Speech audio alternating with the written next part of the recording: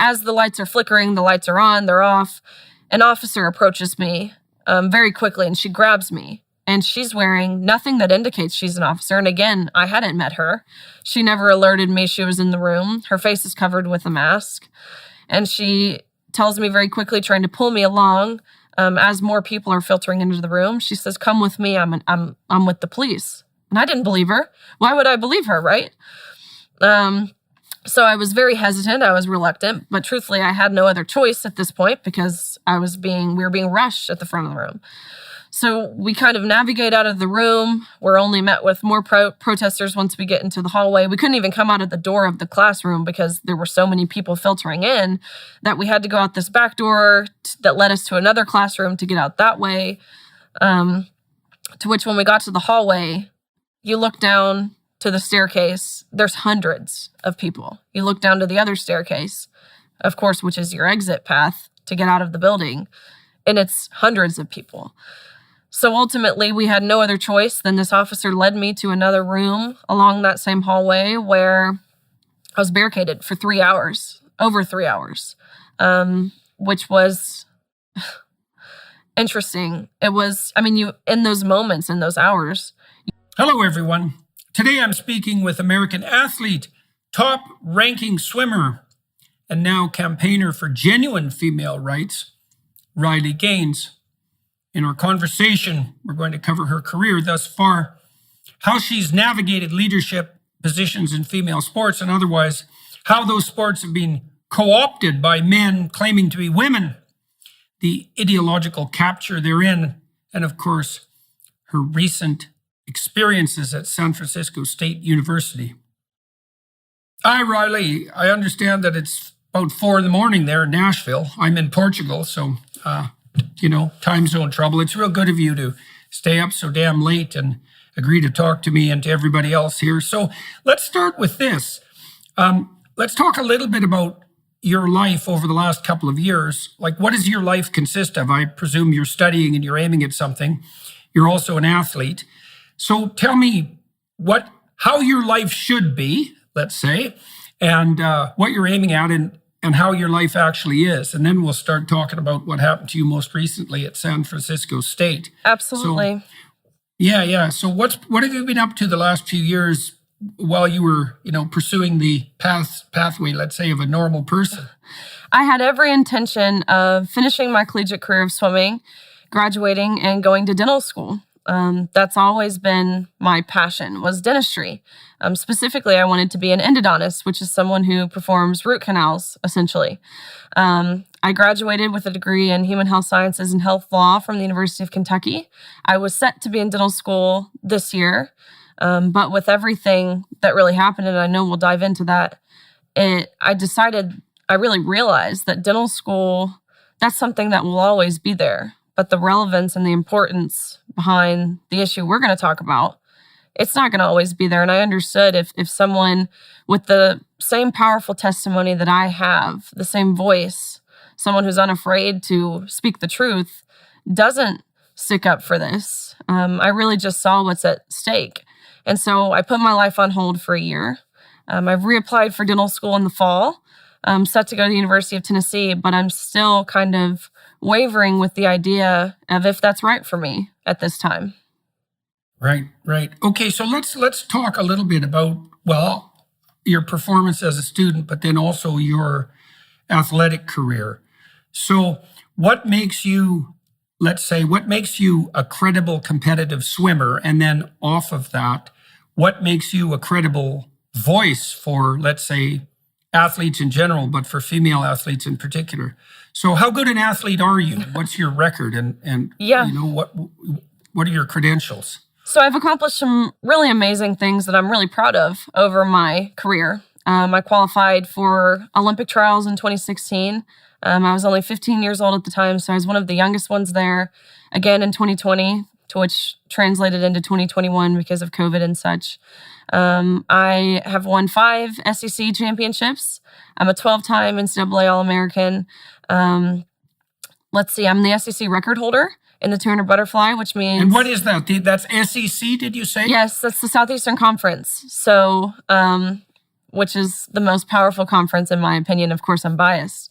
But I am the SEC record holder in the 200 butterfly, which means under this shirt, I have really big shoulders that I tried to cover with my hair, making me one of the fastest Americans of all time in the event. So I've really done some incredible things that I will forever be proud of. These are memories I can always look back on. And I think that's what gives me the credibility in my sport. What gives me the credibility that allows me to use my voice and be heard is the fact that I have firsthand experience competing against a male. Got to personally witness and experience the injustice that we face. I felt the effect that this infringement had on myself and my teammates, and how this affected us, how it affected our performance, how it affected our health, our mental health, and what that looked like from our perspective as female athletes who were directly impacted. Okay, so let's delve into, people aren't going to know this, so you were competing at extremely high level on the athletic front, and I've worked with some stellar athletes as a clinician, and I worked with lots of people who were at the top of their game professionally, let's say. And usually what that takes on the professional front is something like, extreme ability, extreme native ability in whatever area happens to be under consideration, and then dedication that goes above and beyond the norm. And so the typical great scientist, for example, is absolutely 100% obsessed with what they do. It's a 16-hour day job, essentially 7 days a week, generally for decades.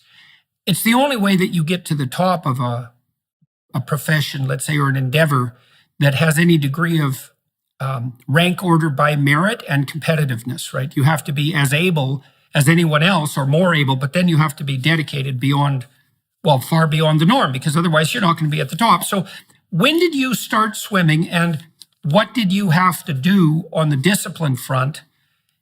And also, I suppose, what sacrifices did your family make to make that possible so that you could compete at this level?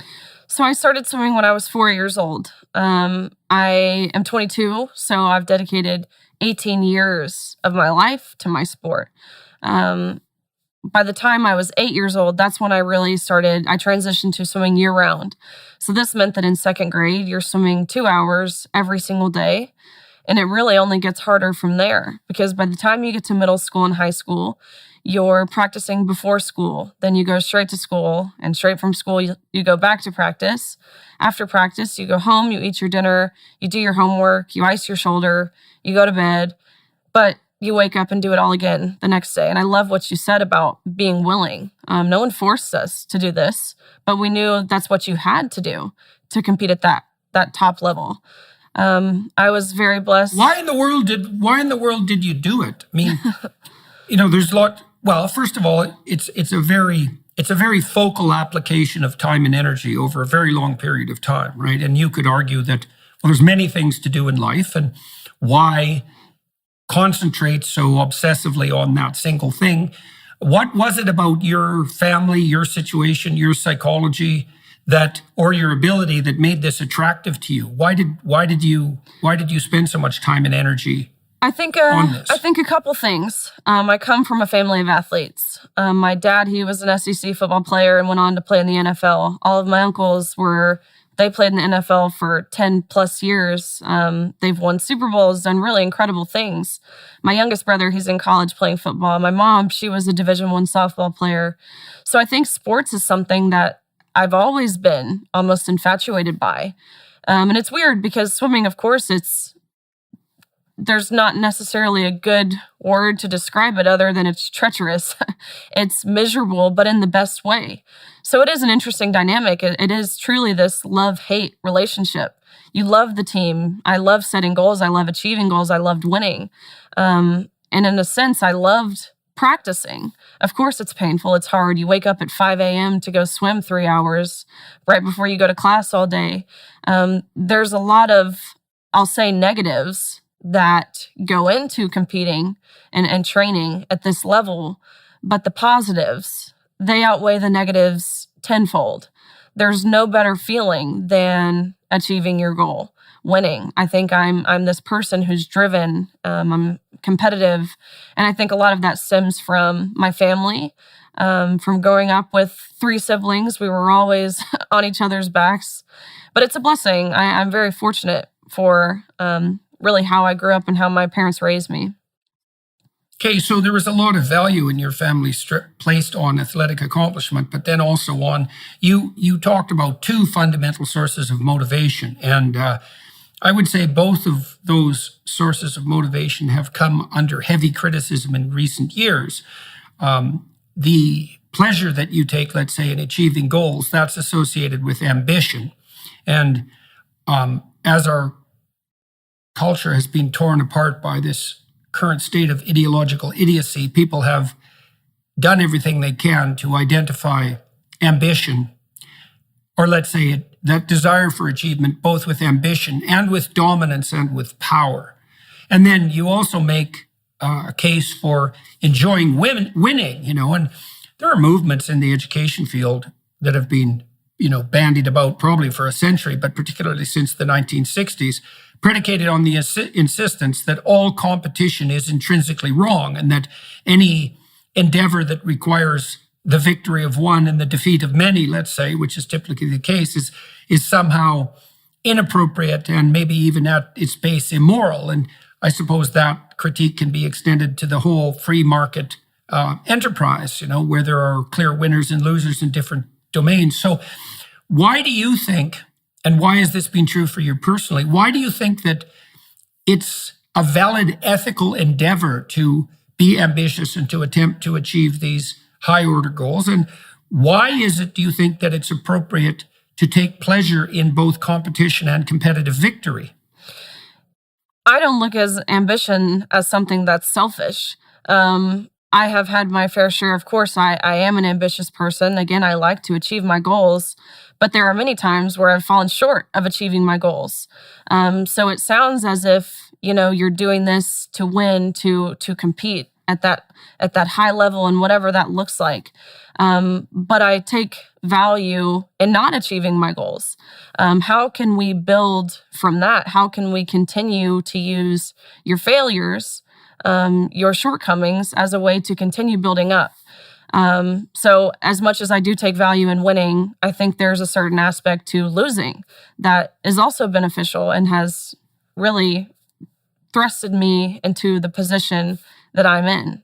It's given me the confidence to do what I'm doing, the leadership, the security to take the arrows that I've been taking. And so I think it's a balance. Being ambitious. Yeah, well, that's a really good point, on the resilience front, because one of the things that people need to do to develop in their lives is, well, you could say grace in victory, but you can also say grace and resilience in defeat. And the reason for that is that as we progress through life, as you pointed out, on all fronts, things are not always going to turn out the way we want them to turn out. And we're going to all suffer harsh defeats of one form or another, sometimes justly and sometimes unjustly.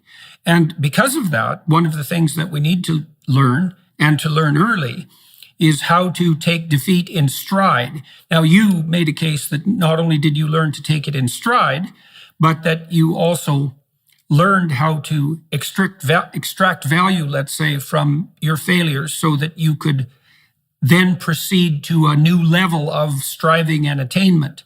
When we see someone who's a good sport, and generally that's someone who we might spontaneously admire, we see someone who doesn't take too much, who doesn't try to become vainglorious, let's say, as a consequence of winning, but even more importantly, that can take a defeat in good humor, can learn from it, and can move forward nonetheless. And the reason we admire that is because we all need to learn how to do that. And you do learn that in the context of competition, if the competition is structured fairly and as a consequence of like task-specific merit, let's say, which is clearly the case in an athletic realm.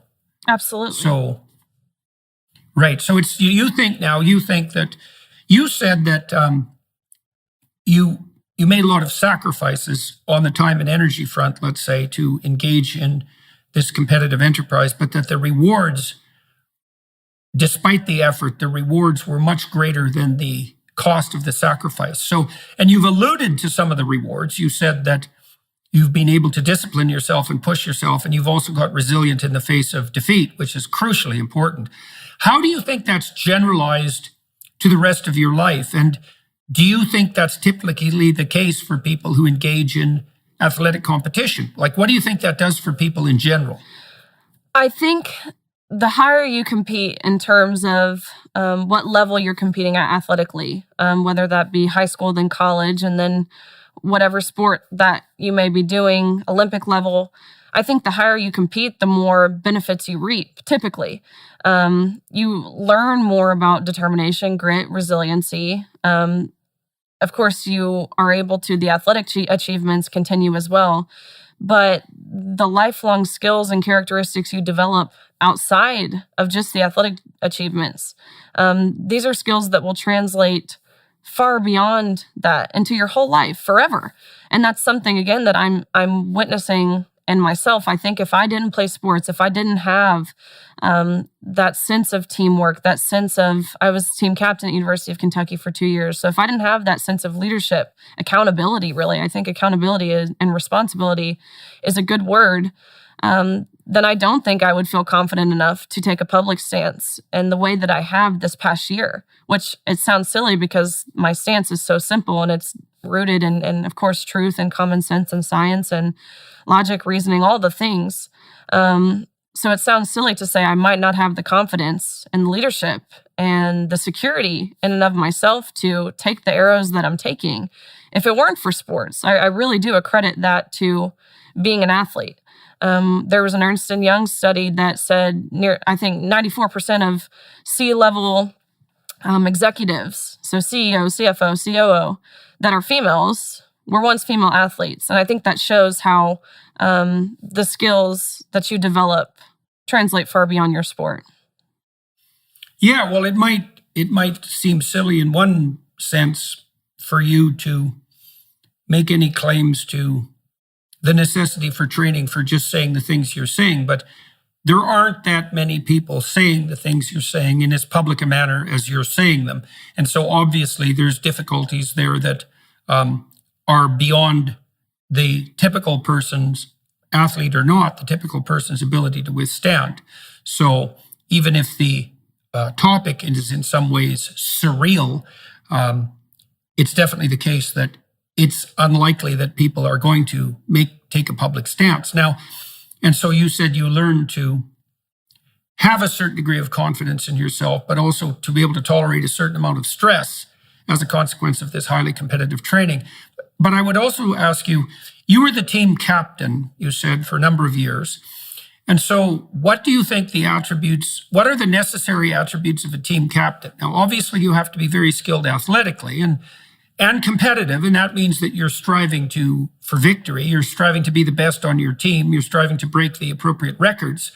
But you have to modify that, obviously, if you're team captain. And so, how did you reconcile the demands to be the best on the team with the necessity of being a team leader? And what did you have to learn in order to be an effective captain? I think the thing that I knew I wanted to implement as a captain, my team at University of Kentucky, there's 40 girls. Obviously, when you're dealing with 40 girls, there's a lot of different personalities. There's a lot of different ways people communicate, how they handle situations, how they deal with pressure, how they like to be motivated. And so as a captain, number one, I wanted to be someone that everyone felt like they could talk to. Again, when you're dealing with 40 girls, of course, there's cliques. There's people on the team who are best friends. There are other people who don't necessarily like each other. You work together, but you won't be friends outside of your sport. And so I wanted to be someone who could unite everyone in a sense. I don't want to make anyone be friends with someone they don't want to be friends with, but how can we come together to achieve our goals? And what that looks like in terms of communication, which again, I'm seeing that translate now into my life and how I deal with what I'm dealing with. But I think communication is huge. Two, I think what strived me to help us all achieve our goals, our goals we set as a team, was to constantly remind the team of the goals we set. I think it's very often in sports where you talk about big things and then you kind of forget about it. And when it comes championship season or whatever that looks like, you're not geared up to achieve what you've set because you haven't worked towards it, really. You talk about it, but talking about it isn't enough. So in practice, I would constantly remind people, hey, this is the goal you set for yourself personally, which can help us achieve our goals as a team. Don't forget that. And I always saw them. Right, so that's that alignment. Well, one of the most effective leadership strategies, although I hate to reduce it to a strategy because it's more than that, is to produce an organization predicated on the intrinsic alignment of interests, right? And so what you really want if you set up an organization is you want each person pursuing a goal that they personally value and so are willing to work for and to sacrifice for and to dedicate themselves to. And then you want each of those goals to be serving a superordinate goal that unites and moves the entire team ahead. And then you don't have to use coercion and so forth. And you can imagine if you're doing that, helping each athlete become the best they can be on the personal level for whatever personal gain they might manage in terms of being more resilient and in terms of, achievement status and all of those things, comparative status. You're also doing the same thing for the team. And you can see you can understand without much effort how useful that would be in executive management, for example. Like I worked with a number of extraordinarily good managers in the business realm, especially on the legal front, and then also in academia. And the really great managers, they had a very light touch. They tended to go around and remove problems before they started. And so it often looked like they were doing almost nothing, but they were also extremely good at aligning people's interests so that everybody was moving in the same desirable direction. And so what do you think you did badly on that front and had to learn to do better? And what do you think you did well? I think the things I did well were the things I mentioned. It's especially as a woman, it's difficult to hold each other accountable. Typically, women, they don't like to be assertive in that way. They think it's mean. They take it personal. And so something I always tried to do well was hold people accountable in a way that made them want to do better. And I think that falls along with, again, helping people develop personally to reach those team goals, which again, I don't think even a male can understand necessarily how especially a group of 40 women, that dynamic is hard to navigate. And so holding people accountable, I think it's crucial. And I feel as if I did that relatively well.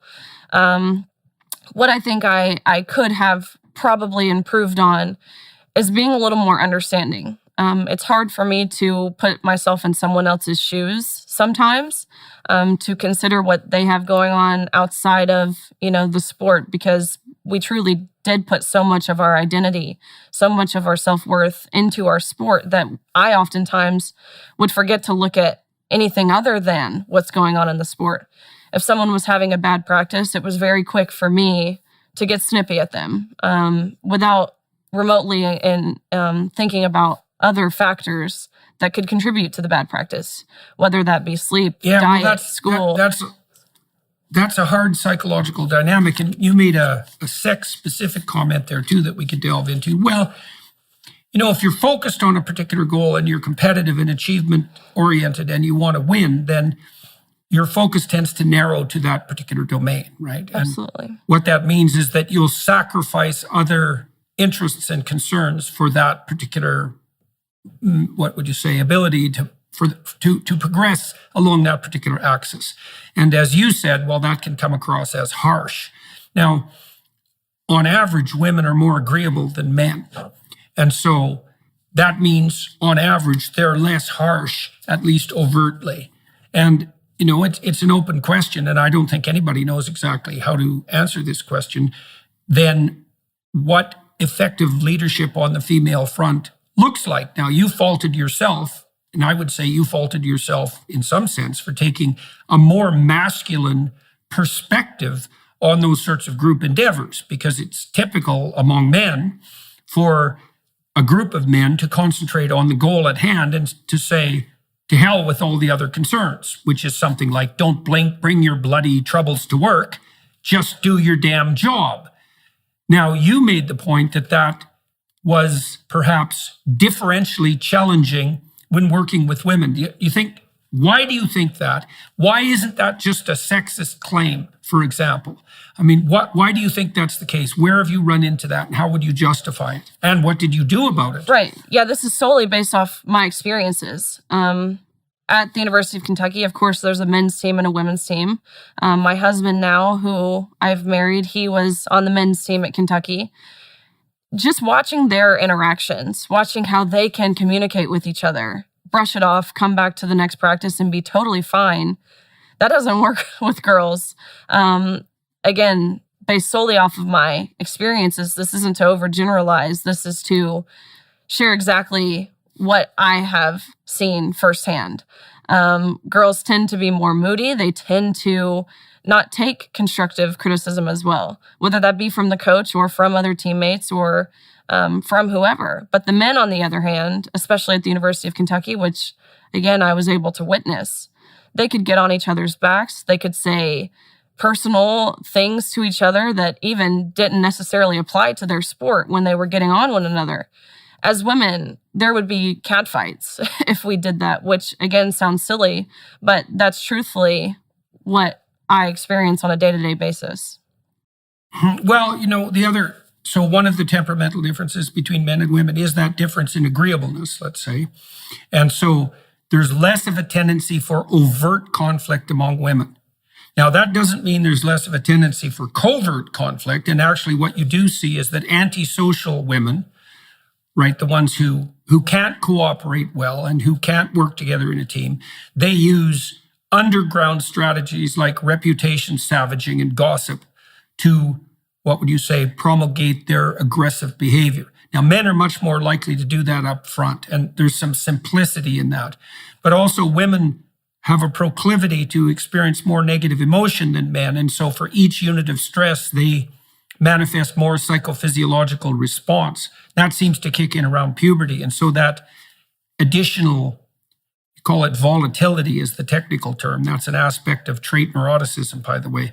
That volatility also, that increased volatility also makes it more difficult, arguably, for women to brush things off the same way that men who are cooperating in a team might. And I mean, the reason I'm talking about this, by the way, and delving into this is because we are going to get into the topic of sex and gender very soon, because, well, that's where we're headed, given that that's the root of the conflict that's made itself manifest around you. And so it's useful to establish and to start to explore the territory that's relevant with regard to sex differentiation.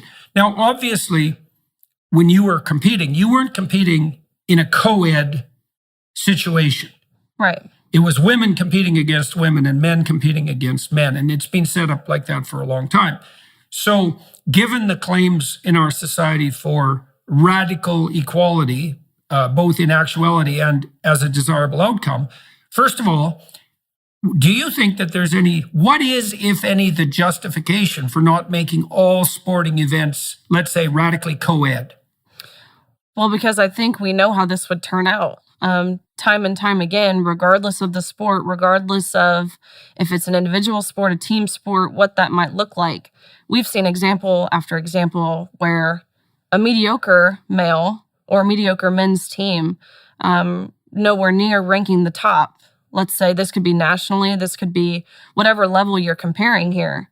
Unanimously, these men's teams, they dominate the women. So having a co-ed team, that would not be beneficial to women by any means. So I think that's why I believe there's value to having co-ed instructional teams when you're younger, when you're learning. But once you've gone through that puberty, it's irreversible. Men are, of course, on average, taller, faster, stronger, more powerful. They jump higher. There's so many different attributes, advantages that men have in comparison to women. And so I think co-ed teams, in a sense, if that's what you're looking for, of course there's value to it. But at the competitive level where you're competing again to win, that's what your goal is. Having men compete against women is very obvious. It's unfair. Okay, so let me push this. I'm going to push this as far as I can push it, because things are being pushed in our culture as far as they can be pushed. So we might as well go in for a penny and in for a pound. I could say, well, why don't we just scrap women's sports altogether? Like, if the goal is faster, stronger, better, more powerful, and on average, that's not happening in the female domain, why don't we just give up the entire enterprise on the female sports end and just let the men take over the playing field? If that's the point, if the point is to foster the highest possible level of performance. So to say that men are stronger, to say that men are faster, taller, whatever, that's not to say that women are inferior. That's not to say that we're not capable of amazing things and we're not strong and we're not, again, all of those words I previously mentioned, but we have different physical ceilings. I believe we deserve to be celebrated on our uniqueness. That's what makes the women's sporting category special. And there are still phenoms in women's sports, just like there are male sports. Look at Venus and Serena Williams. While by no means could they compete with the best male tennis player, they're phenomenal. They are, it's amazing what they've accomplished. They've set themselves apart from every other female in the world, and that deserves to be recognized. We're different. So let's delve into that. So, because you might say, well, there's two reasons for high-level competition, and let's say on the athletic front. One would be to extend the domain of what's possible in terms of performance and to model that for other people. And then you could make a case, you could make the case that the absolute records are the best example of that. So the fastest person in the world, the fastest swimmer in the world, and most of the time that's going to be men. But then you could make a more sophisticated case, which I believe is the proper case, that actually what you're doing as an athlete or as any expert in a competitive realm is modeling the ability to push the envelope and to further transform and develop. And unless you believe that that's less important for women, which is a preposterous thing to believe, then you have to believe that setting up a situation where women can push the envelope consistently in whatever directions they're pushing, you have to presume that that's a psychological good and a social good. And then you have to presume that the spaces where that can occur have to be protected. But that also opens a can of worms, doesn't it, Because since the 1960s in particular, we've blown off the barriers between men and women in terms of general participation in society, right? And so we've decided that all things considered, spaces isolated to a given sex are suboptimal, right? The schools are co-ed, the public schools, the universities are co-ed, all business enterprises are co-ed, so to speak.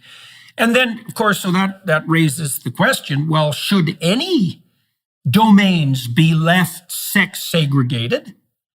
If so, how do you walk the fine line between sex segregation for the purpose of facilitating development and sex segregation that turns into prejudice and oppression, right? Just rejection on the basis of sex. And then also the thorny question of, well, if most enterprises should be completely open to both sexes, which enterprises should be protected? Do you have any? Obviously, you believe that athletic performance, athletic competition per se, should be one of those protected categories. But do you have any sense of how we as a society should draw the line? It's like, are there spaces that should be male only? Like, one of the things I really wonder about, for example, I talked to Tulsi Gabbard about this a while back, is like, it isn't obvious to me at all that our society would benefit by having women in frontline combat. Right. Like, And it isn't that I can generate an immediate coherent argument for why I believe that. There's something about it that strikes me more deeply and emotionally, I suppose, there's something preposterous about that. Maybe it's partly because, look, it isn't obvious to me that professional frontline combat, that's pretty damn hard on anyone. That's even really hard on extremely well put together and extraordinarily strong and brave men. And so to also presume that that's going to be open to women just seems to me to be taking the whole bloody charade too far. Now, you could say, well, then I'm old-fashioned and prejudiced, although I don't actually think I'm either. But, it is a thorny question, right? It's like, well, if men and women are equal, then why should there ever be sex-segregated spaces of any sort? And we're certainly seeing that on the bathroom front. We're seeing that on the change room front. We're seeing that on the athletic front. So where do you think that the line should be drawn so that there are female spaces and male spaces and that those are protected? And how do you think we manage that, like legally and conceptually? I think where any place where either of the sexes is vulnerable, whether that be in regards to privacy, in regards to safety, in regards to anything that relies on your physiology, because of course men and women are physiologically different. I think that's where that sex protection based rights are important. So prisons, that's an area where women specifically are vulnerable. Of course, shelters, again, bathrooms, locker rooms. No woman should be subjected to having a male in that space. So I think it's areas where sex is important. So it's something like there's a subset of areas where the fact of the biological difference between men and women becomes paramount. Correct. Right? And so those would be, well, in change rooms is a really good example of that. But you extended that also to, say, women's shelters and prisons and so forth. So there's something there that's sort of, what would you say? It's reminiscent of the idea of nakedness, I suppose, because you mentioned vulnerability, right? So when you're stripped down to your most vulnerable, that's when the segregation is most necessary. It's something like that, right? I believe it seems that way. Yeah, I believe there's value in understanding that. I truthfully think anywhere where sex is relevant, there are certain places. Let's consider the workplace. There are certain places where sex isn't necessarily relevant. There are certain places where it are. I like how you mentioned military. That's a very good point.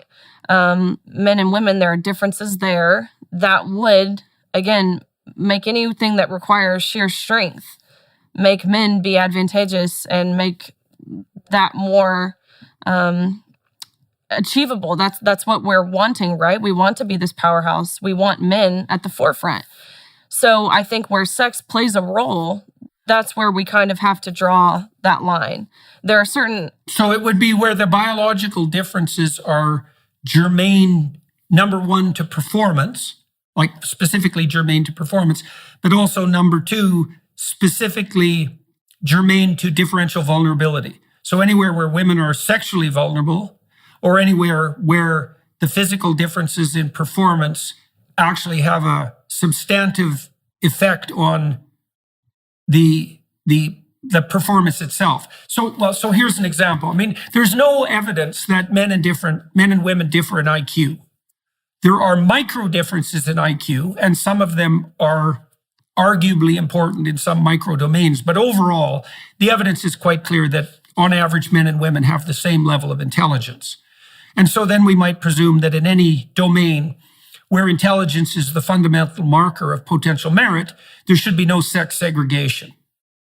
But if we're looking at something like, let's say, military battlefield rescue, that might be a good one, where physical strength and becomes a paramount marker of the actual ability to do the job, then sex-based discrimination starts to become appropriate and morally required. And then you could make the reverse case, which is, well, where women are particularly vulnerable on the sexual front, So that would be in locker rooms, for example. That's also a place where sex segregation is reasonable.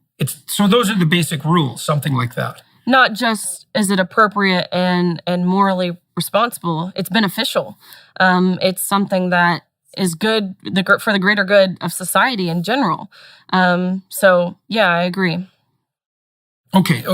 Well, that seems to be a reasonable set of rules of thumb. Okay, now let's talk about, I have one more question about the discipline that was required for you to become a high-level swimmer, because you said that the benefits were worth the cost, but I'd like to talk a little bit more about the costs. And the reason I'm curious about this is because we're going to talk about Leah Thomas soon, and we're going to talk about the entrance of men into the female competitive realm. And I want people to understand just exactly what's on the line here. So when you were in junior high, which is the time when teenagers start to become, say, more hypersocial, they're spending most of the time with their peers. They really care about that social time with their peers. They adjudicate almost all of their status and self-confidence in relationship to their peer relations. You're spending, 4 hours a day swimming. So what did you have to give up in order, on the social front, let's say, maybe on the relationship front for that matter, what did you have to give up to pursue your single-minded devotion to your sport? It's impossible to put into words what you have to give up.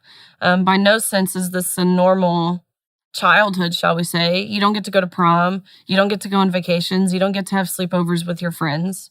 And again, no one forced us to do this. My parents didn't force me to play my sport. It's just what I knew I had to do. And so it's you pick one thing to prioritize. And for me, it was my sport. But there was a lot of social sacrifices. At the collegiate level, you're missing weeks of school at a time. So right there, you're sacrificing your education in a sense. We were very fortunate that we have resources like tutors and different things that help us not miss out too much. But the amount of things that are altered because of your sport, it's impossible to put into words. Again, my world, essentially, all of our world competing at that level, it has to. There's no other option. It revolves around your sport. That is your priority, and everything else really falls in line behind. I missed out on funerals of loved ones because I couldn't leave college to go home, which sounds, of course, morbid. It sounds toxic. It sounds as if this is crazy. But again, that's just what you have to be willing to do, especially in a sport like swimming. Swimming is obviously unnatural for human beings. We don't have gills. It's not a natural ability.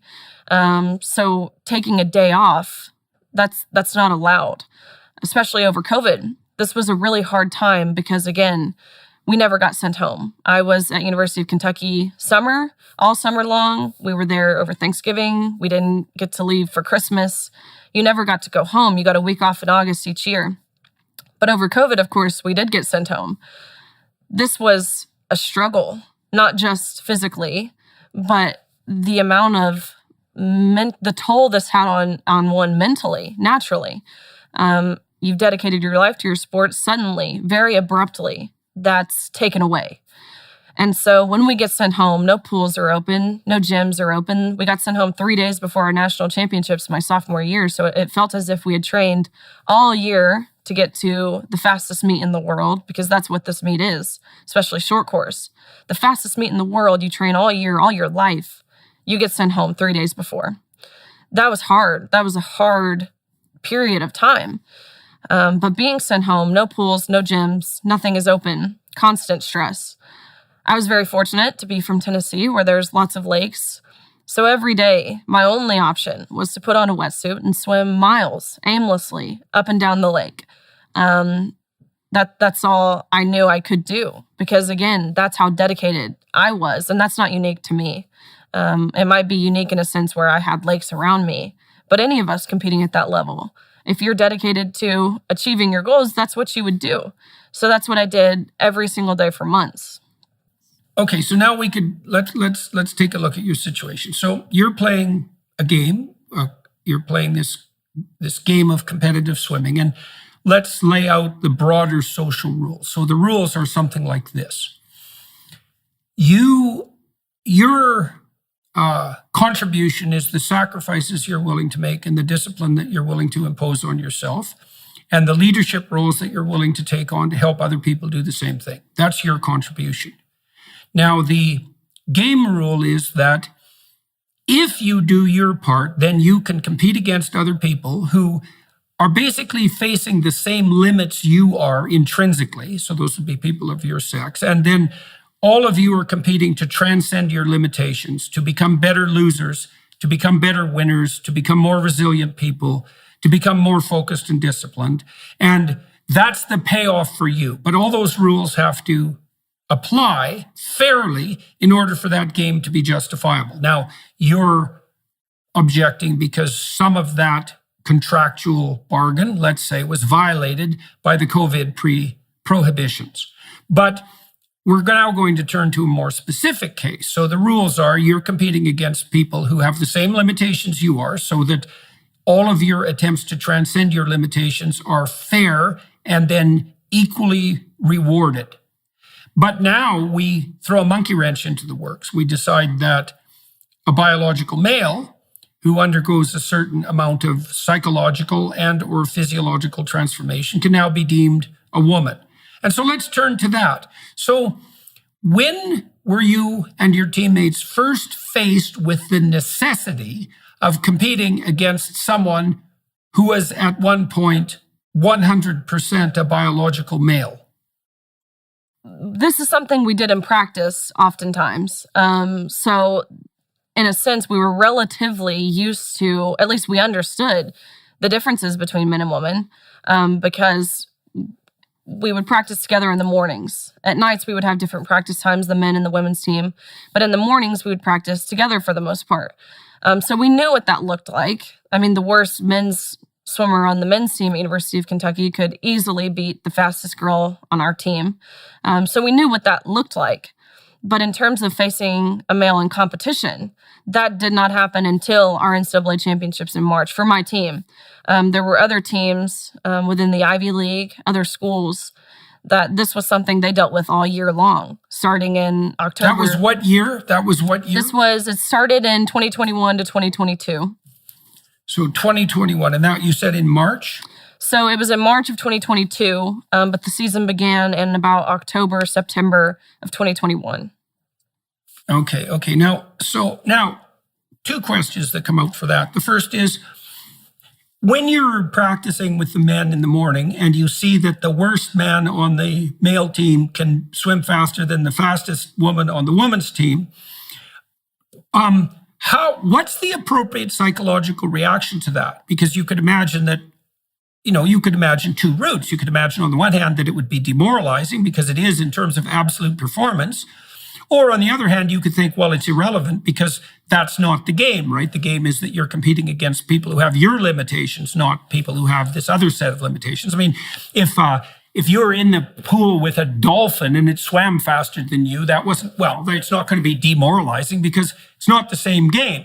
So was there any sense of demoralization among the women with regards to the apprehension of the superior performance of the males, or was that off the table? Was that irrelevant? Yeah, that was irrelevant. Of course, we expected to get beat, but in a sense, it gave us kind of a driving factor.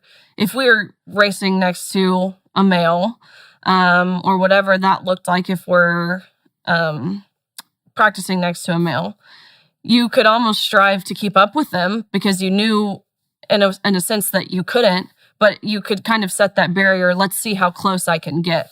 So by no means was it demoralizing. It was more so irrelevant, if not it could be seen as beneficial to training with males, because you're training next to someone who's better than you. And that's always a good thing, right? If you're dedicated to pushing yourself and bettering yourself. So it was not demoralizing by any means. It was more so irrelevant. Okay. So now March 2022, you're at a championship. Maybe you can fill us in on the details here. And is this the first time that you come up against Leah Thomas particularly? This is the first time I had swim against Leah Thomas. A little earlier. So tell us that story. Tell us that story. And how did you find out?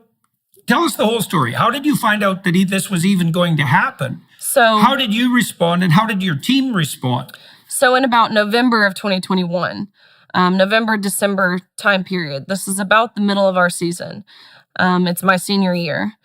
I had made it my goal to become a national champion. The year prior, I finished 7th in the country, and I knew I could do better. There was a lot of girls who finished above me, who were graduating, or who they weren't competing in the same events for whatever reason. So I knew I could perform better than I had the year before. About November, December, I was on track to do so. I was ranked 3rd in the country behind one amazing female swimmer who I knew very well, because like in most sports, your top tier athletes, you know each other, regardless of where you compete in the country, which school you go to, what events you even swim, because you've grown up competing against each other. And she was, of course, ranked 2nd. And the person who was ranked 1st this was the first time I became aware of Leah Thomas. But at the time, unbeknownst to me, this was a male. There was a lot of red flags. One of which being this was a swimmer from University of Pennsylvania, which is not a school that historically produces fast swimmers. Think of basketball. You have your schools that historically are pretty good. I've never heard of anyone come from University of Pennsylvania and be a decent swimmer. 2, this person was a senior, which was bizarre. Swimming is a sport where typically you peak when you're younger. To peak when you're 22 years old, that's not common. 3, this swimmer was ranked at the top in everything, all the freestyle events from the 100 freestyle, which is a sprint, everything in between to the mile, which the mile is long distance. And so think about your Olympic runners. Your best 200-meter runner is not your best marathon runner, but that's what we were seeing in this individual. Those are totally different systems. Lots of head scratching. Right. So we should concentrate on that for a second, because I think your comments there are particularly germane, because when you're competing at a very high level, small differences in specialization are going to loom large. Absolutely. And as you said, in the Olympics, the people who win the sprinting events aren't the people who win the long distance events. Those are, even though both of them are running, there's enough difference between those formats of running and the strategies to completely differentiate the athletes. Now, but you're seeing someone who is all of a sudden far above the average on a whole sequence of events that shouldn't be associated in that manner. Right. And so there's something in the woodpile that isn't just exactly right. And you said at that time, you didn't know that this individual, Leah Thomas, was male. No idea. Lots of head scratching. Who is this person? I talked to my coaches. He knew my goals, and he knew this person was a threat to my goals. And we're trying to figure out, why have we never heard of this girl, we thought at the time? Why have we never heard of this person? We talked amongst our team. It was this feeling How the hell did you not know? How is it possible that you didn't know and that your coaches didn't know that this person was male? Like, this is so weird, because it's not like you wouldn't normally, as you said, know who your competitors are. How was this little secret, let's say, kept secret?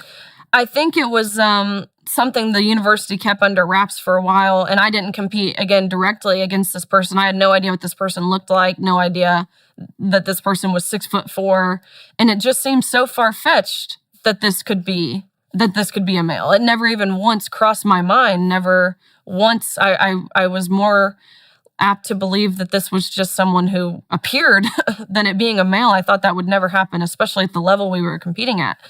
But it was only a few days after these nation-leading times were posted that an article came out. And I'm talking in a very brief sentence, as if we were supposed to just read over it and continue on. And the article didn't say this. Very briefly, the article says, Leah Thomas is formerly Will Thomas and swam 3 years on the men's team at University of Pennsylvania before deciding to switch over to the women's team, and then continued on. And so my coach sent me the article, and he says, you need to look at this. And I read it, and I have to read it again. And I was shocked, naturally, of course, when I read this. But truthfully, it felt like a sense of relief. It made it all make sense. It makes sense why this person is dominating everyone. Again, I'm relating back to my experiences in competing and training, I guess, practicing with men. Naturally, this person is dominating. That's why I say it felt like relief, because I was then able to look up who Will Thomas was. I was curious, was this a lateral movement? Was this someone who went from ranking first to continuing to rank first? Which is, of course, not what we saw. We saw someone... No, let's talk about what we saw, because this is absolutely relevant psychologically, and this is where I think the rubber really hits the road. Because, it would be one thing, perhaps, to have someone who was outstanding in their fair competition then become outstanding in your competition. But although Will Thomas was a decent swimmer, he was by no means outstanding. So you could say that, comparatively speaking, it wasn't exactly as if he was a failure, because he was a competitive swimmer, but he was no bloody champion. And so to me, and I'm speaking as a psychologist here, that begs the question is that, well, he wasn't spectacularly successful on the male front. And so you might ask, well, exactly what are the motivations for choosing to be spectacularly successful on the female front? And that doesn't strike me as part of the bounds of fair competition in any sense of the word whatsoever, psychologically or socially. Okay, so let's talk about Will Thomas's pre-female record as a swimmer. Absolutely. So what we saw the year prior, at best, Leah, when Leah was Will, was ranked 462nd nationally among the men, at best. So, of course, that's why I felt relief, because I thought, of course, it was obvious, just looking at what's on the paper in front of us. This was not a lateral movement by any means. I thought the NCAA, which is, of course, the governing body who would ultimately decide if Thomas got to compete with the women, I thought they would see it exactly how I saw it. Nothing opinionated, nothing hateful, nothing rooted in hate. The facts of it. What we were looking at. That is not how the NCAA saw it. They saw absolutely nothing wrong with allowing Thomas to go from a mediocre male to now the fastest woman in the country. Okay, so let me ask you a question here. This is going to require some speculation on your part, eh? So we might say, well, it's all about winning. And so why not set up the contest so that you can win? And I know this is preposterous. Imagine you wanted to play one-on-one basketball, for entertainment, and you decided that what you were going to do is win. And maybe so you decide to play basketball with I could do this, even though I don't know how to play basketball worth a damn. I could pick my 3-year-old grandson to play basketball against, and I'd just stomp the hell out of him, and pretty regularly, right? And pretty convincingly. And I would be the winner. And anyone with any sense would look at that and say, well, that's a pretty pathetic kind of victory there, buddy. Why don't you pick on someone your own size? And anyone with any sense would also point out, well, it's probably the case that if you pick the wrong opponent, which is someone that you can trounce regularly without effort, that's really not going to be very fun. And that's partly because you're not pushing yourself in any real sense. You're not pushing the boundaries. You're not developing yourself. You're certainly not helping them develop. You're demoralizing them. So I could say, well, Riley, why don't you enter yourself into like a swimming contest for girls, but in the 10-year-old division? You could win hands down quite handily, I would presume. You could make quite the fools out of those 10-year-old girls. And so and this is what I would like you to speculate on. What kind of mental gymnastics do you think you would have to perform internally so that if you did that and you won, you would think that in any way you were actually a winner? You know what I mean? How do you have to twist and dement yourself to the point where you believe that having done that and accomplishing your aim, which is the devastation of your opponents, that you're now someone who can celebrate themselves, here's my trophy, and that others celebrate, and that anyone who refuses to celebrate is now bigoted. So what kind of mental state do you have to be in to do that? I think what that boils down to is, of course, selfishness, entitlement. That's the word I think of when this whole trans movement. It's as if they feel owed something. They feel entitled to winning. And they have an utter disregard towards everyone else, for everyone else's happiness, feelings, safety, privacy, dignity. As long as discipline, sacrifices, as long right? as All of the things that you put into this. The thing that I find so utterly appalling about this, although there's many things, is that, you really spent, as you said, 18 years preparing yourself for this. And that came at a non-trivial cost. And I'm not feeling sorry for you, but what I am thinking is, well, you were playing a straight game.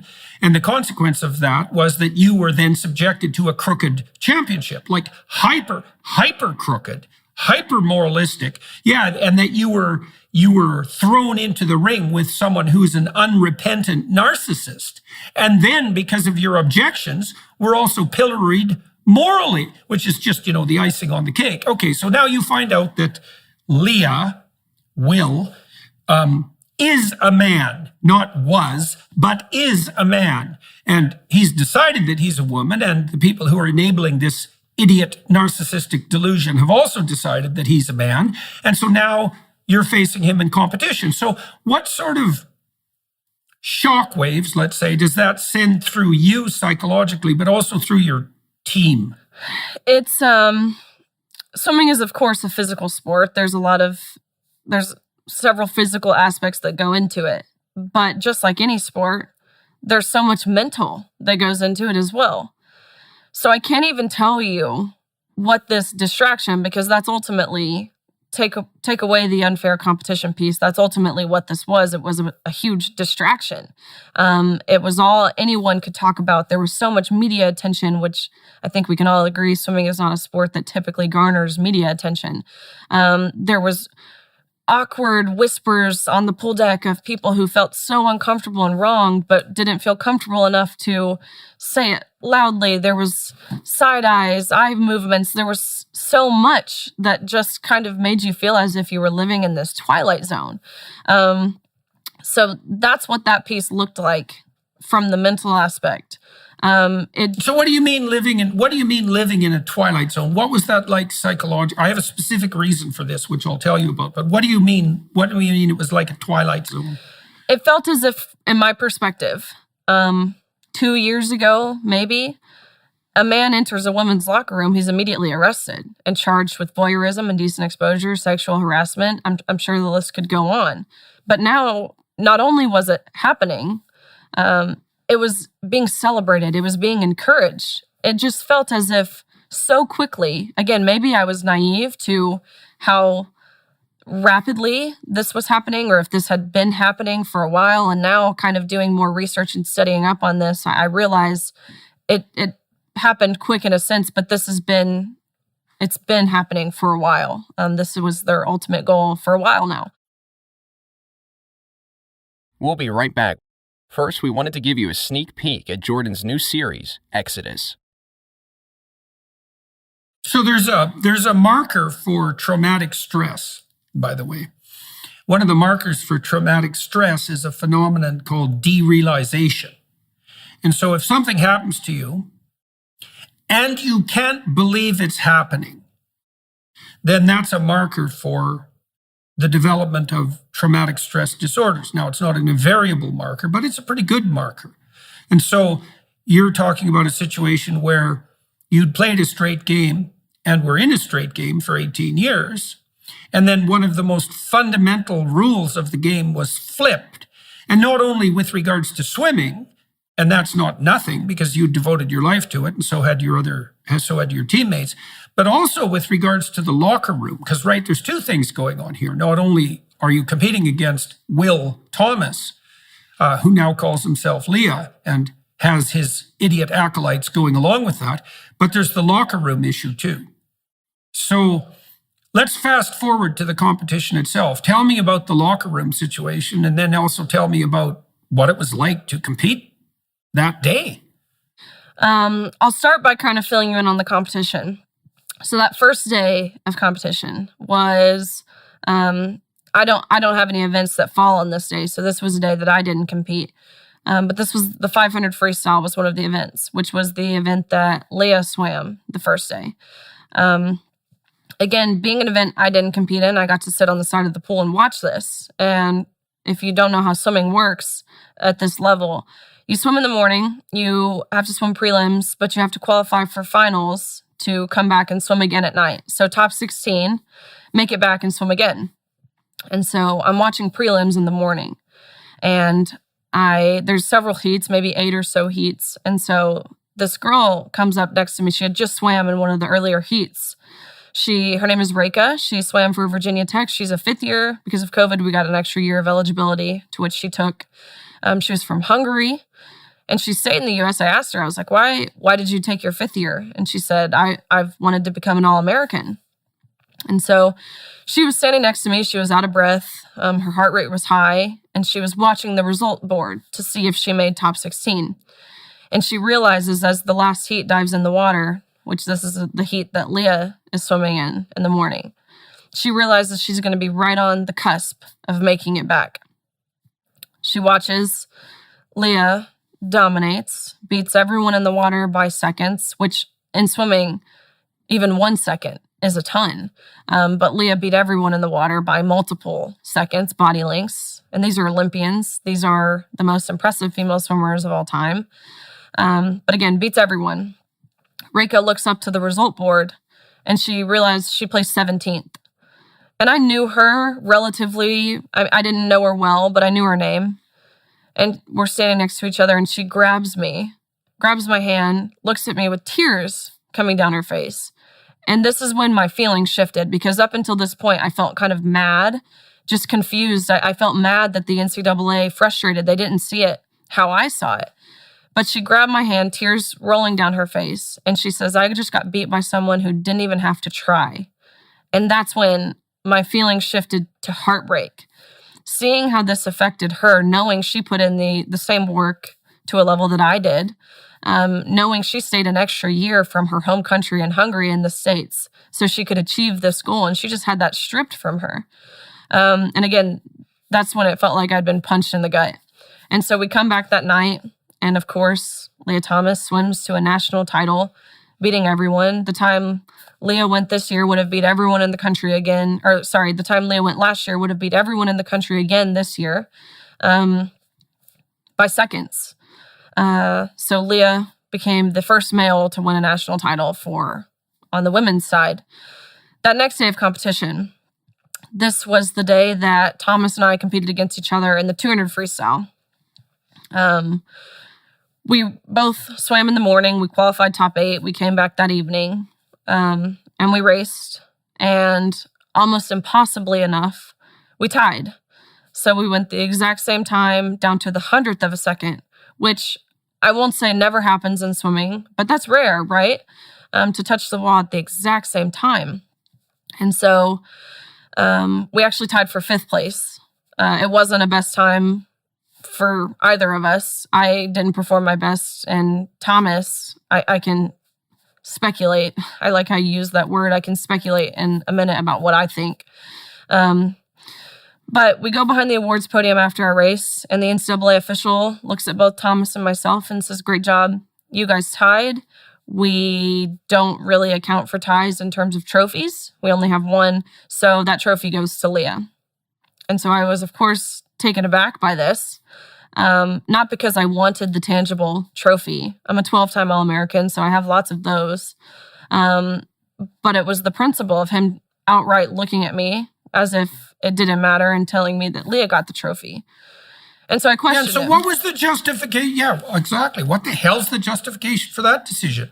I questioned him. At minimum, you'd expect a coin toss or something like that to randomize it. So what the hell's going on there exactly? And I asked exactly that. I said, why?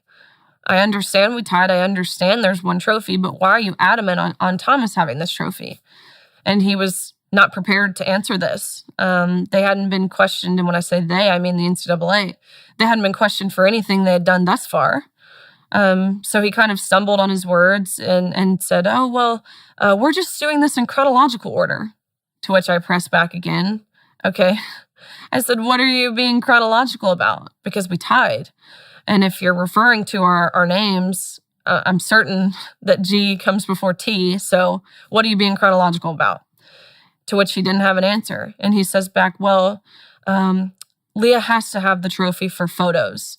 You can pose with this one, but you'll have to give it back, and you go home empty-handed, and Leah takes the trophy home. We can eventually. Oh, so Leah has to have the trophy for photos. Okay, so that's the rationale. Okay, so let's just delve into that for a second. So now I'm going to put myself in Leah Thomas's place, in Will Thomas's place, and I'm going to think, well, I'm 6'4", and I'm a man, and I just tied this young woman who's been working her whole life to become a fast swimmer. And comparatively speaking, she's a much faster swimmer than me, because I was 462nd among my peers and she's third. And now I've tied her, and now these people have come up and they're arbitrarily going to award a trophy to me, even though there's no evidence that I deserved it. At best, there's a 50% crack, 50% chance that I'm the deserving party here. So what that would mean is that if Leah Thomas was being a proper gentleman, let's say, he would have done one of two things. He would have said, well, we have to flip a coin, or I won't take the trophy. Or he would have said, well, I'm not going to take the trophy because it's unfair that you give it to me under these circumstances. And yet he did neither. Instead, he took the trophy and he went and posed for the damn photographs. And so it's very difficult for me as a clinician to see anything in that other than all the hallmarks of extraordinarily narcissistic and entitled behavior, because it is such a violation of, what would you say, the minimum professional athletic standards, that it's a kind of miracle. And the fact that the NCAA would promote that kind of pathological narcissistic behavior is really quite the bloody miracle. So, and anyways, that's what happened. So now he's out there, parading around with this trophy, towering over the girls. And we are watching him do this. Like, what the hell are you thinking? Is he actually enjoying himself? Like, it's so preposterous, right? Because I just can't imagine how anybody can be foolish enough to think that what they've done actually constitutes an accomplishment. And then to get all that false attention. You're such a hero. You've made such sacrifices. It's lies at every single level of analysis. And yet he's basking in the glory, and also claiming that anybody who might object is nothing but, a prejudiced bully, when in fact he's 100% and obviously the bully, abetted by the NCAA. So you're watching this. What the hell are you thinking? It felt as if I had been reduced down to a photo op. That's how I felt. I felt like, again, everything that I'd worked my entire life for was reduced to this photo opportunity to validate the feelings of a male at the expense of my own, not just my own, every female swimmer at that meet. It felt as if, of course, I understand the implications of Title IX, which was just to ensure equal opportunities and prevent discrimination on the basis of sex. It felt as if we were totally throwing it out of the window in that moment. We were doing a 180 in the guise of being progressive. We were moving forward. This is progress. This is not progress. This is taking us back at least 50 years in time, 51 years in time, to 1972 when Title IX was enacted. This is not progress. How can we sit here and actually say that women losing out on opportunities, women losing spots on the podium to a male is progress? That is quite literally the opposite. That's how I felt. I felt as if it was at this point, truthfully, when I realized I was fed up, because I knew up until this point, I knew the unfair competition was wrong. This wasn't trivial. I knew this. I knew the locker room was long, which I know I'm going to touch on because I think it's important. I knew that was wrong. But this piece, this whole trophy incident, and again, it wasn't about the tangible trophy for me. It wasn't about something as simple as holding it. It was the principle behind it. So a couple, now it sounds to me, because part of me thinks, well, I have no idea why the women's team, your women's team, for example, agreed to compete against Leah Thomas to begin with. Now, I'm going to modify that a bit. I think the reason, in all likelihood, that you agreed is because you guys were confused and you didn't know what hell was going on and you couldn't believe it. And so I think you were thrown into a situation that required more preparation and philosophical finesse than would have been reasonable to expect from you. But I have been struck by the fact that the vast majority of female athletes seem willing to. They're no worse than university professors on the woke front, by the way. It's the same bloody thing. But it is striking to me because it isn't the least bit unreasonable for the female athletes just to get together and say, well, we're not competing against men. Like, period. If you want to do that, we're not going to attend the meets. We're not going to play that idiot game. And so now you've decided in many ways not to play that game, but you're obviously still representing, at least formally, a minority position. I know that behind the scenes, like the probability that the vast majority of female athletes feel that this is a travesty, unless they're doing some idiot woke virtue signaling at their own expense, that's 100%. But why do you think that people who are doing what you're doing, given the vast and self-evident injustice of this situation, why do you think they're so rare? And why in the world are you different?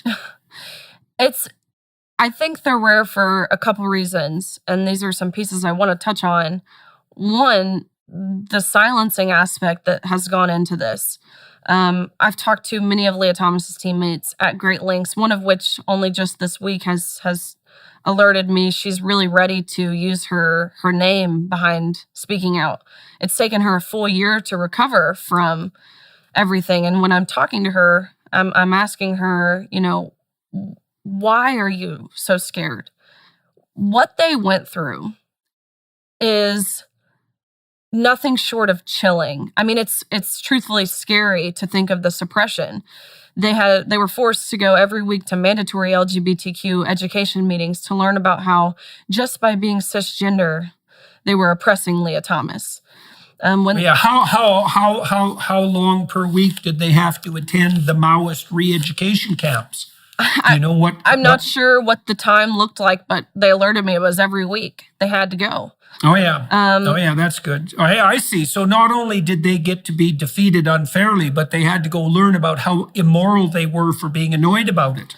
Well, that's exactly because when they sent an email to their administration expressing, along with their parents on the email, expressing their discomfort in the locker room, their administration responded back with, if you feel uncomfortable seeing male genitalia in your locker room, here are some counseling resources that you should seek.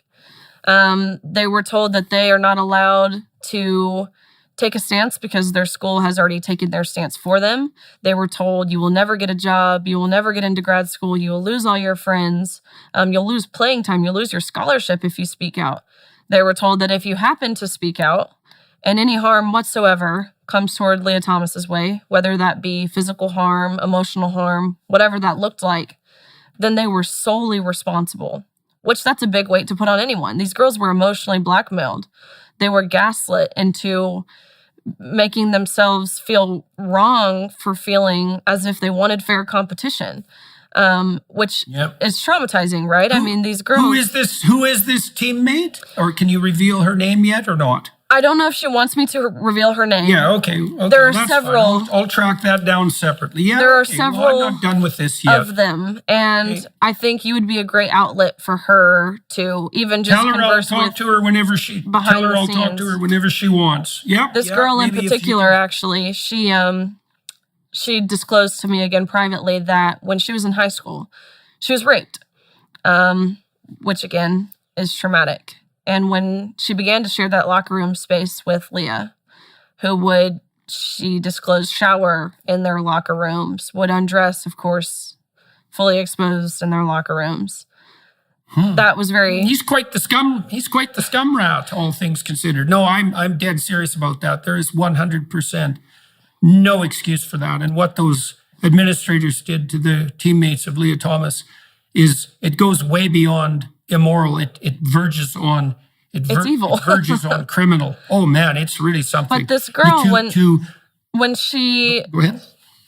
With her background in being sexually assaulted, she went to her coach immediately and said, "This is really hard for me. Is there something we can do?" And he said, "I'm sorry, you have to be inclusive." That's what they were doing to these girls. So that's why a lot of these girls are terrified. Did you watch what happened to Nicola Sturgeon, the Prime Minister of Scotland? Yes, she tried to be inclusive with the serial rapist. Absolutely. Turns out there are some people you just can't be that inclusive with, and psychopathic serial rapists who are claiming to be women so they can get access to women. Turns out sharing a locker room with them is probably not in anyone's best interest. It's not kind. Isn't that a shock? No. Yeah.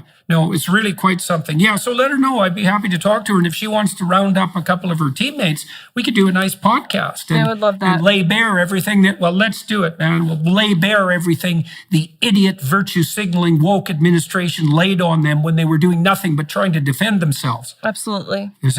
Okay, so let's talk about the locker room situation. So now, not only are you and your teammates being stomped by this second-rate male who is narcissistically claiming to be a female so he can get his photo ops and aggrandize himself, but you have to share a locker with him as well. So what the hell do you think's going on in his mind when he's stripping down next to these women, apart from the fact that he's extremely fortunate to be there, let's say? But no, seriously though, what do you think's going on with him? Like, how is he acting? How is he behaving? Does he have the good graces to at least look somewhat embarrassed? Does he go change somewhere where he can't be seen? Or is he right there out in the open flaunting his package, let's say? He was in the open. Granted, in a corner, relatively, as if that's supposed to make anything better. It doesn't. But I'll kind of set the scene. First of all, swimming locker room is not necessarily a place of modesty.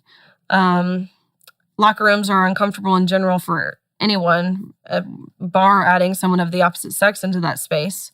But growing up a swimmer, you almost feel comfortable being vulnerable in that environment. These suits you put on, they're skin tight, so it takes about 15 minutes to really tuck and poke and prod yourself into these suits, 15 minutes of which you're fully exposed. But this locker room, it's also a place of buzzing and chatter. You get to see your friends from all over the country who you haven't seen all year. It's an exciting place. Lots of talking, lots of laughing. But I can't even tell you the dead silence in the room when all of a sudden, well, first it got silent. I turn around, unsure why it got so quiet so quick. I turn around, there's a 6'4", 22-year-old male dropping his clothes and is fully intact with an exposing male genitalia. So let me be clear. We were not forewarned we would be sharing this changing space. No one told us. No one asked for our consent. We did not. So what did you think? What did you think in that situation? I mean, what went through your mind? The first word that went through my mind was betrayal. Yeah, right. That's the first thought I had. The people who were supposed to be ensuring our privacy, protecting us, failed on every front and bare minimum did not tell us. So I immediately left the locker room. I immediately left and I went to one of the officials on the pool deck who, just one of the officials, and I went up to him and I said, I understand the guidelines for the meet, which was, at the time, it was only 12 months of hormone suppression. I said, I know that, but what are the guidelines for the locker room? And word for word, this is what he says. Oh, we actually got around this by making the locker rooms unisex. So I'm like, okay, unisex. Okay, so this means that any man could have walked into our locker room. Any man, not just a self-identifying woman. Any man, a coach, an official, I guess a parent if they could be on the pool deck. A fan seeking opportunity? And no one told us. And that's why I say it felt like. That's a nice touch. I like that. I really like the fact they didn't tell you. Yeah. That's real sweet of them. Yes. Yeah. So that's why I say it felt like betrayal. It felt like belittlement. Of course, it's awkward. It's embarrassing. It's uncomfortable. There are so many feelings. Yeah, it didn't feel It didn't feel like betrayal, by the way. It 100% was betrayal. Absolutely. At the deepest possible level. And not only was it betrayal, it was conniving, cowardly, sneaking, subtle camouflage betrayal. Absolutely. Because they didn't have the goddamn good graces to come out and tell you. Right. You know, they sprung it on you, so to speak. And so that is absolutely 100% unforgivable. And then to do that under the guise of making the locker rooms unisex, that's just that's just icing on the cake, man. It takes a real, what would you say, conniving, malevolent, underground genius to come up with something that's sneaky and pathetic. Absolutely. So, so that was quite the fun meet for all you female athletes, eh? You got stomped real nicely on the competitive front. You got to have such a good time in the locker room too, with this 6'4" narcissistic wannabe who's parading around not only his parts, but his virtue in this absolutely contemptible sense. And then, of course, if you object to it, you're now the bad guy. Let's talk about that a little bit. You were at San Francisco State University, right? So that's fun. Don't go to universities because they're pretty damn pathological. So now you went there and you were invited to go there. So you're actually a guest, right? So in principle, they should treat you nicely since you're a guest and you're taking your time and energy to go talk to people. Who invited you and why? And what happened when you went there? I was invited by the Leadership Institute, which is an organization that tries to advance, really they uphold the freedom of speech. They try to advance the conservative movement on college campuses. And so I spoke at a Turning Point event. I'll kind of fill you in step by step of what this looked like. I got there. I was supposed to meet the campus police department an hour and a half before the event. We were set to meet at this parking garage and then walk over to the event together. The police never showed up. And so I didn't think much of it. You know, there was still an hour and a half before, so I figured I could just walk over and I'm sure they would make their way over. We would talk about an exit strategy if something were to happen, which I thought I knew what I was getting myself into. I knew this was San Francisco. I knew this was a different environment, which almost excites me, not because I want controversy or because I'm looking for arguments, but because this is an opportunity to get in front of people who don't agree with me. I was more hopeful that they would come with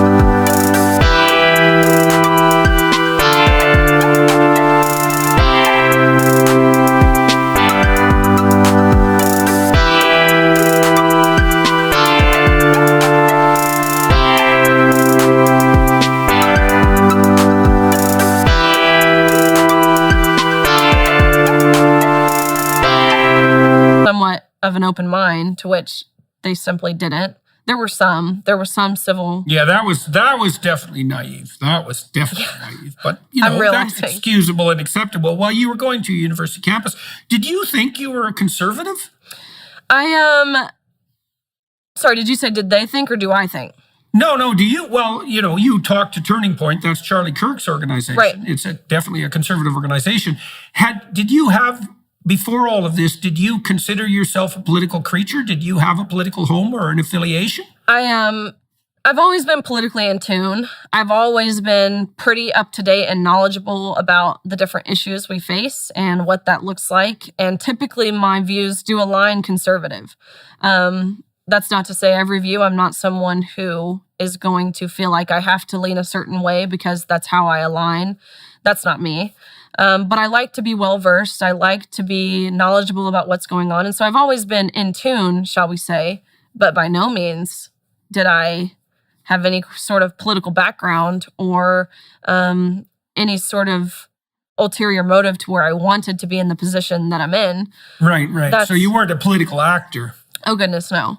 Yeah, okay. But always tried to be knowledgeable. Who's where, who's doing what. Always watch the news and things of that.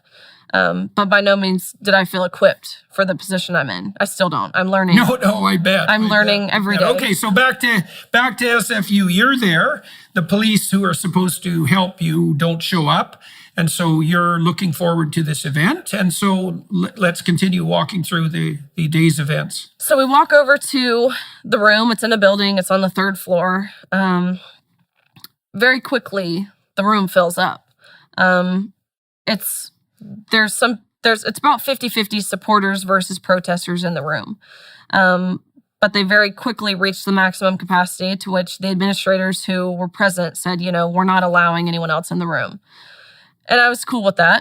I understood up at this point that there was some counter events going on, some protests around campus, one of which they organized this big sign-making event where the protesters, they got together and they all made signs and they all walked over together. They orchestrated a sit-in to where they sat in the speech, which again, I understand. That's your right to protest. You have the right to organize. By no means do I think that I'm worthy of stopping that. That's understandable, as long as, again, it's civil and somewhat respectful, right? So I was able to deliver my speech. I talked for probably 40 minutes, and let me reiterate what my speech was. I talked about what it takes to compete at that level, my background, how this is a lifelong journey. I talked about the competition. I talked about the locker room. I talked about the silencing piece, not just from the female athletes, but parents, administrators, medical professionals even. Nothing opinionated. Really, my speech, there's no opinions in it. It's strictly my experience. So I was able to deliver the speech. I answered questions afterwards, to which I was met with lots of questions and oppositions, which I find extremely easy to answer. Whether they take my answer, that's on them, but they're all easy to answer. But it was only after the speech. I just had concluded. It had been probably an hour. Everyone was standing up to leave. And as people were standing to leave, first of all, I should mention, while I was giving my speech, I could hear people outside the building. I could hear them chanting, and it was a large group of people, you could tell. I could hear them chanting things such as trans women are women, or other chants they could come up with. But as I continued my speech, I could hear chants getting closer and closer, to when I concluded, I could hear these people right outside the hallway, to where one side of the hallway would yell, trans rights are under attack. The other side of the hallway would yell back. What do? We fight back. And so I could hear this, which was a bit unnerving, just to know that they were right outside the door. But again, I didn't really let it bother me. That's not something that necessarily shook me at the time. But everyone stood up to leave. All of a sudden, a mob of people enter into the room. They rush into the room. They flicker the lights. They turn the lights off. And this is when they rush to the podium where I was and some other members of the Turning Point chapter were. And this is where we were met with assault and violence. And so they turned the lights off. So how dark is it in there when the lights are off? This period is a blur to me. It all happened so quickly. I felt so disoriented. I felt so jostled. I felt so confused. What is happening? I was told, granted, I never talked with the police before this, but the Turning Point members told me, the police said they're going to lock the doors at a certain time. There should be no problems. We'll be good. So I was under the impression that the doors would be locked, which they were not. So it all just happened so quickly. But yes, they turned the lights off, and it was nighttime outside, so it's pitch black in this room, which of course you have to imagine. So it's really dark. Oh, so that was a sneaky little move. You have to imagine. Yeah, the campus police are completely. Of course it's intentional. They know exactly what they're doing, and the campus police are 100% unprepared for any real aggression. Absolutely. Yeah, yeah. And I mean, to some degree, that's on them and it's on the administration, but it's also outside their normal course of training and activity. They have no idea what to do. So the idea that you're going to be protected by campus police on campus, you can bloody well just forget about that. That's not going to happen. Okay, so now it's dark. And who is it that's rushing you exactly? And how many of them are there? A mob of trans rights activists, whether that be trans individuals themselves, whether that be people within this LGBTQ community, whether that be someone who just considers themselves an ally to this community. There were so many different, I don't want to say combinations of a person, but there were men dressed as women and women dressed as men and everything in between. So it was very, again, disorienting. It was like, who am I being met with? What is happening? So as the lights are flickering, the lights are on, they're off, an officer approaches me very quickly and she grabs me. And she's wearing nothing that indicates she's an officer. And again, I hadn't met her. She never alerted me she was in the room. Her face is covered with a mask. And she tells me very quickly, trying to pull me along, as more people are filtering into the room. She says, "Come with me. I'm with the police." And I didn't believe her. Why would I believe her, right? So I was very hesitant. I was reluctant, but truthfully, I had no other choice at this point because we were being rushed at the front of the room. So we kind of navigate out of the room. We're only met with more protesters once we get into the hallway. We couldn't even come out of the door of the classroom because there were so many people filtering in that we had to go out this back door that led us to another classroom to get out that way. To which when we got to the hallway, you look down to the staircase, there's hundreds of people. You look down to the other staircase, of course, which is your exit path to get out of the building, and it's hundreds of people. So ultimately, we had no other choice than this officer led me to another room along that same hallway where I was barricaded for 3 hours, over 3 hours, which was interesting. It was, you, in those moments, in those hours, you fear for your life, hearing what these people are yelling, hearing the things they want to do to you. An array of things, all of which were violent and vengeful and hateful, and all of the words, of course, in the guys. Well, let's hear them. What did they tell you? Some of the things they were yelling.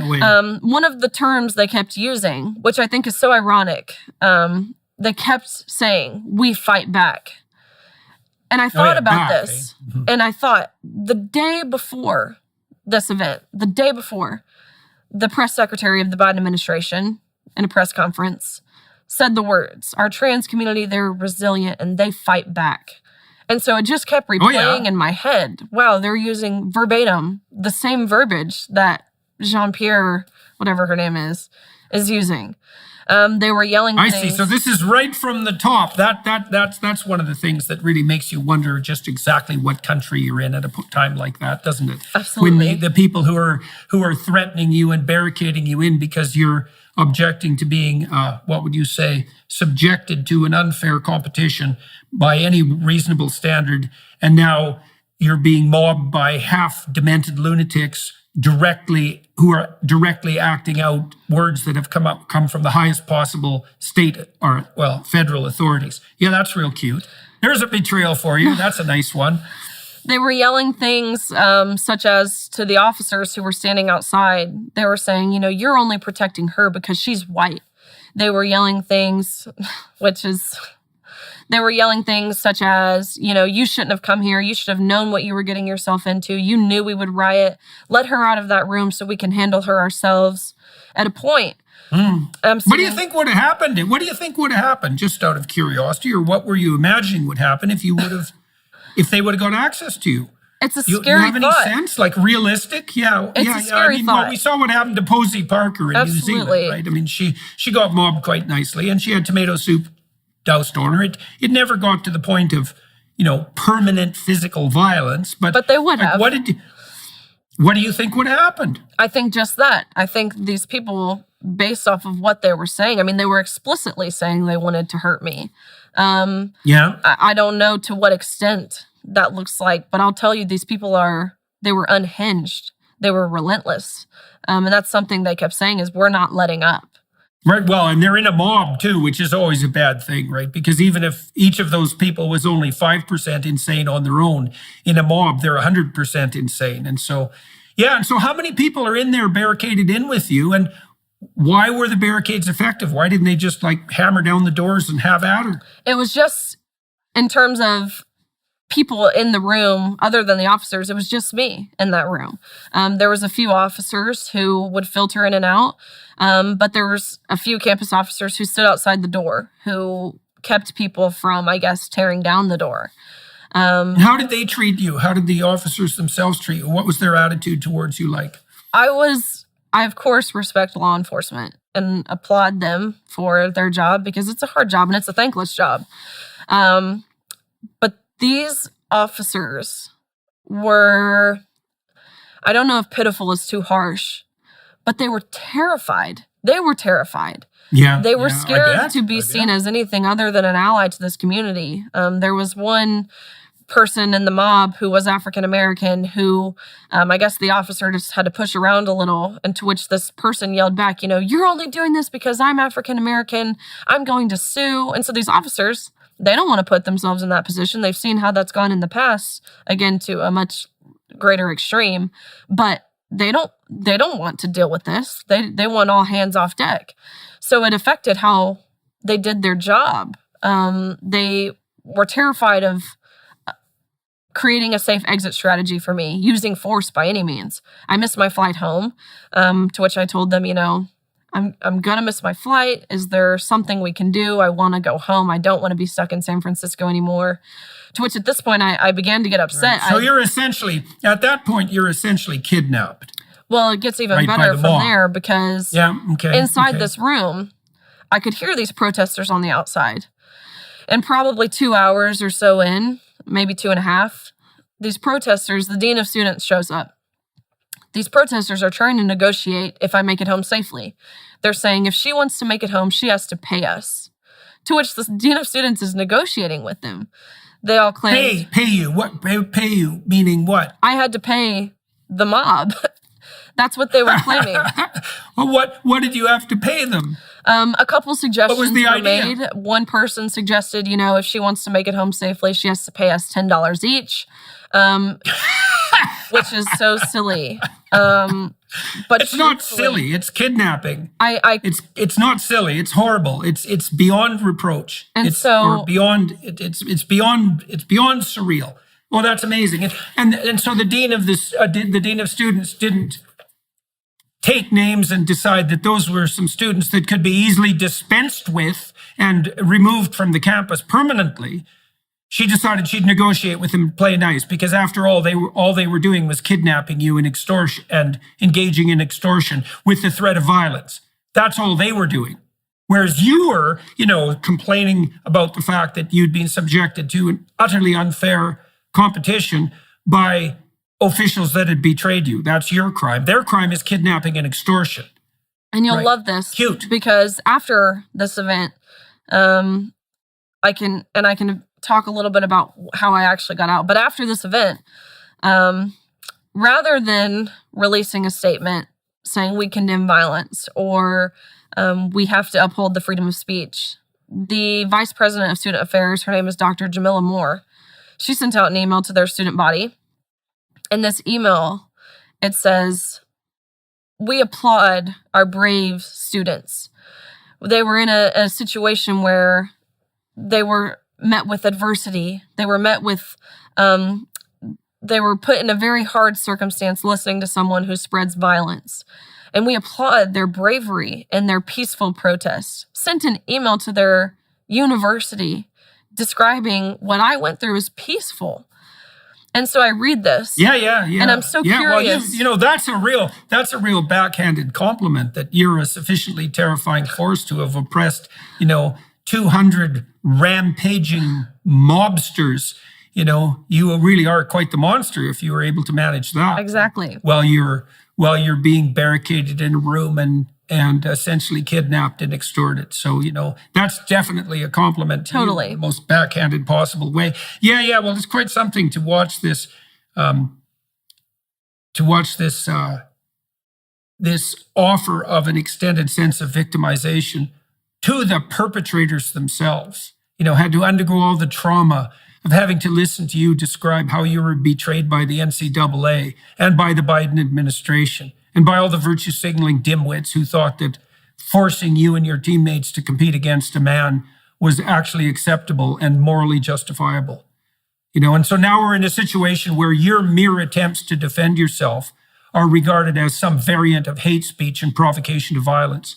Yeah, that's perfectly goddamn delightful. That's a lovely way to think about it. So, I don't suppose you heard from anyone like Kamala Harris, for example, complimenting you on your bravery. I know she sent off a missive a while back to Dylan Mulvaney, letting him know what a brave soul he was for doing whatever the hell it is that he's doing. I don't suppose you heard anything from anybody up in the Democratic authorities I complimenting sure have you not. on your bravery. Absolutely Yeah, not. I bet you haven't. No. Yeah. That is, I'm not holding my breath. That's No. Okay, so let's look. We should wrap this up. We've been going for about 90 minutes. That's a lovely story to conclude with. And so, wow.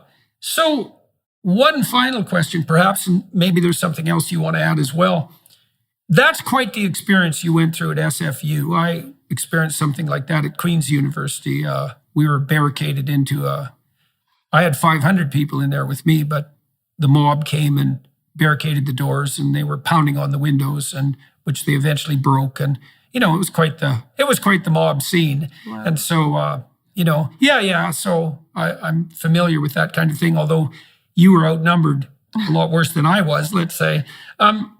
So that's another existential shock, to go through something like that and to see just exactly how corrupt these bloody institutions have become and how eager they might be to throw you to the wolves. And so, you've already been through your fair share of inverting experiences, let's say. What did this do to you? It was And interesting what conclusions because have you drawn? at first, naturally, this almost deters you, right? I mean, when you're met with this kind of force, it's terrifying. Again, based off of what they were yelling, how they orchestrated all this, how the officers did nothing, how the administration applauded it. It just makes you feel as if you're doing something wrong. But after, of course, the next day, I step away from the situation. I'm thinking to myself on my flight back home. Eventually, I made my flight back home.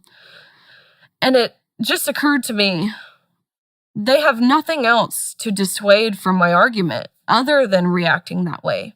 They don't have truth. They don't have science. They don't have any logical points. They don't have reasoning. They don't have anything that would allow them to have an argument that's substantial enough to go back and forth with mine. So that's why they react the way they do. So then it hit me, this can't be something that silences me. If they act this way, it only means you're getting closer. You're right over the target. That being said, it's not going to deter me. It's only going to encourage me to continue. I have now increased my security, so I guess I can thank them for that. And I can thank them for, truthfully, I think this whole situation backfired on them. Because, again, while this shouldn't be a political issue, it's inevitable that it is. And this has made even a lot of liberals, a lot of people who typically lean left, really open their eyes to what the left, again, I hate this is political, but it is, what the left is really doing here. This is how they react when simply they don't agree with someone. This is what they're willing to do. And so it's opened a lot of eyes. It's only increased my social media following. It's only increased my platform to continue sharing my message, which I never want to advance myself personally. Again, it's not about me. It's not about my social media following. It's about getting the message out to whoever will listen, whoever wants to hear it. I'm willing to talk. What do you want? What do you want? If you could have what you wanted, let's talk about the NCAA. Let's talk about these sports organizations. Like, what are your terms of peace? What do you think should be done? Of course, I want change. What I've been doing this past year is traveling state to state, testifying in different state legislature. I'm going back to Texas on Monday to testify. I'm testifying in front of Congress in just a few weeks. So whether that be the state level, the federal level, upholding Title IX, that's a big ordeal right now. Doing everything in my power to combat this movement. So I'm hopeful there in regards to sports specific, governing bodies. It's interesting because you have many sports going many different ways. Swimming, track and field, they've taken a good approach. But what about rowing and FIFA and other sports? They've taken the total opposite. Mixed martial arts fighting. They've taken the total opposite approach. And so while I might not have much expertise in cycling or disc golf or whatever that might look like, I still want to do everything I can to fight for those girls and women. Again, they might not have the confidence. They might not have the personal testimony I have. They might not have the security to speak up. So doing what I can for them. So ultimately change is what I want to enact. No girl should have to go through what we went through, regardless of what level, regardless of what age, regardless of what sport. 2, I think there needs to be a sense of accountability, whether that be from universities, whether that be from administrations, whether that be from the government. There needs to be a sense of accountability of how this is harmful to women, because the people who are in opposition of this right now, of protecting women's sports specifically, really women in general, but we're talking about women's sports, these people who are doing everything in their power to advocate for male trans inclusion in these spaces, they're not acknowledging how this is hurting women, and therefore it's overall harmful. I believe there needs to be a sense of acknowledgement from all of those different entities that I listed to understand why this is harmful to women. So that's what I've been trying to communicate to anyone and everyone who will listen. Yep. Well, kind of looks to me like you're doing it with a fair degree of effectiveness. And so, congratulations on that front. I'm sure you've got no shortage of surreal adventures in front of you over the next while, because, this is a crazy situation that you found yourself in. And you certainly saw that at San Francisco State, to be mobbed like that, and then to have the administration feel sorry for the mobbers and to acclaim their virtue for, having the courage to stand up to such a reprehensible, powerful individual as you. It's quite the bloody charade. And, it's very much emblematic of what's going on in the universities. They have many sins on their conscience, that's for sure. And this is one of them. And this whole spectacle is so surreal that it's a form of black comedy, and it's quite something to be in the midst of that maelstrom. But you seem to be holding your head up quite nicely. And if you're careful, and you've been smart enough not to apologize or backtrack, and that's a big deal. So tell the people that you're in touch with, that especially Leah Thomas's teammates, that I'd be more than happy to talk to them if they'd like to share with me exactly what has happened. That'd be great. Especially with regards to the administrators of the athletic events and the university administrators, especially. I'd really like to talk to them about how it was that they got finagled into taking mandatory ethical retraining programs as a way of redressing their complaints. Because that is so inexcusable that it's a whole new level of miraculous and malevolent stupidity.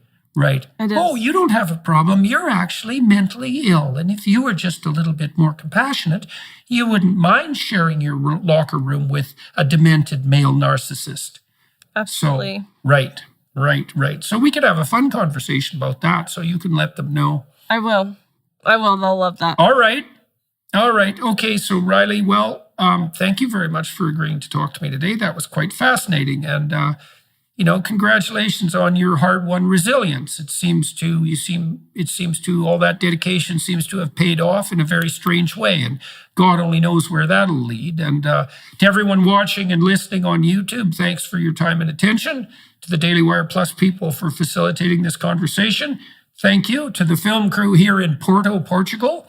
Thank you for making this so smooth and making it work. And I'm gonna continue to talk to Riley for another half an hour on the Daily Wire Plus platform side of things behind the paywall. If any of you who are listening are inclined to throw a little support in their direction, you might want to consider doing that, because we are in something approximating pretty deep cultural war, and you might want to, do what you can to support those people who are, let's say, who are supporting the proposition that women shouldn't compete against giant men in their own sports, just for starters. So, all right, Riley, good to meet you. And Yes, you too. We'll meet again here right away. Okay.